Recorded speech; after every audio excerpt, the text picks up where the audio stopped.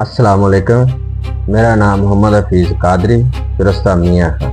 अल्लाह पाक तुहानू सलामत रखे। मैं उम्मीद करना कि तुसी सारे खरीयत नाल हो।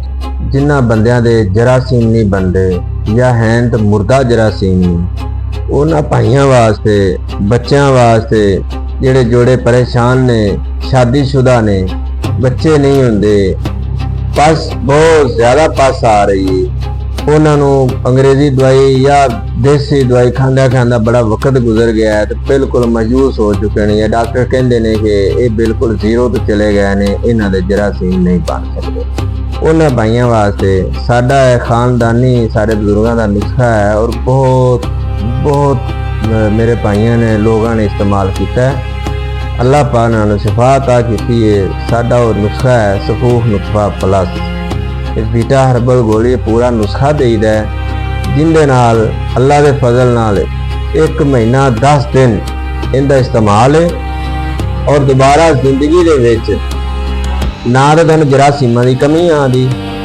ते ना तुहाडी पस आती, बिल्कुल बिल्कुल हमेशा वास्ते खत्म हो जाएगी।